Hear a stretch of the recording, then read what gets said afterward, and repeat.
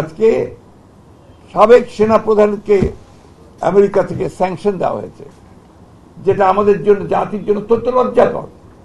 দায়ীকে দায়ী সম্পূর্ণ হয় সরকার। বাংলাদেশের যে সামগ্রিক চিত্র, সেই চিত্রতে দেখা যাবে যে জিয়াউর রহমান ছিলেন সেই নেতা যিনি দেশকে একটা ভয়াবহ বিপর্যয় থেকে রক্ষা করে গোটা জাতিকে, বিভক্ত জাতিকে ঐক্যবদ্ধ করে মাথা উঁচু করে দাঁড়াবার একটা নেতৃত্ব দিয়েছিলেন।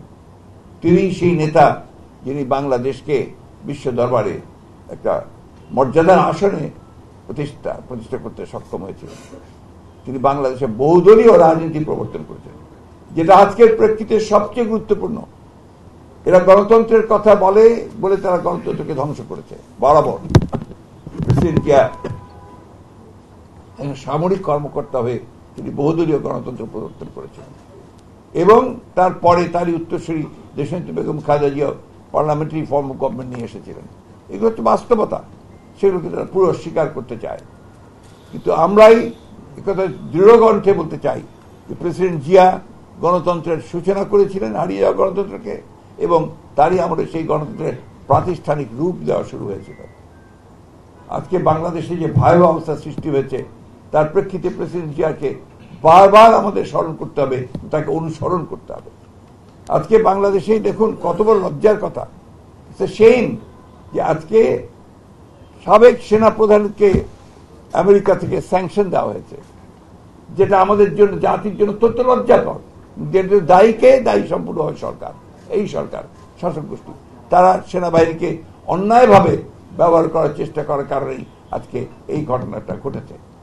আজকে অনেকবারই বলা হয়েছে, বিভিন্ন খান থেকে বলা হয়েছে, মিডিয়াগুলো থেকে বলা হয়েছিল, বিশেষ করে বাইরের মিডিয়াগুলো থেকে, এই সেনাপ্রধান আজিজের কথা, কিন্তু সরকার সেই ব্যাপারে কোনো ব্যবস্থা গ্রহণ করেনি। শুধু তাই নয়, এখনো তারা যেটা বলছে সেটা হচ্ছে এটা নাকি আপনার রাজনৈতিক কথাবার্তা। এইভাবে তো আপনার একটা দেশকে, তার জাতিকে, তার মর্যাদা থেকে সম্পূর্ণ ধ্বংস করে দেওয়া, তার অনারকে কেড়ে নেওয়া, এটার অধিকার কারণেই একটা প্রতিষ্ঠান। সেনাবাহিনী হচ্ছে আমাদের একটা সবচেয়ে ভরসার স্তর, একটা প্রতিষ্ঠান। সেই সেনাবাহিনীকে আজকে যদি এইভাবে তাদের কারণে, সরকারের কারণে তাকে হেয় প্রতিপন্ন করা হয়, সেটা কখনোই এই দেশের মানুষ মেনে নেবে না। এই রাষ্ট্রযন্ত্রকে ব্যবহার করেই তারা তাদের এই যে ত্রাসের রাজত্ব সৃষ্টি করে ক্ষমতাকে কুক্ষিগত করা, এই কাজটা তারা করে যাচ্ছে।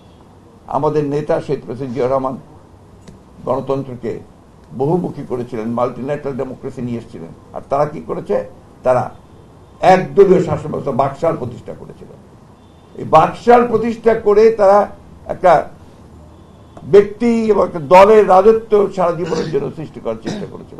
এখন আবার নতুন ভাবে সেই চেষ্টাটাই করে যাচ্ছে।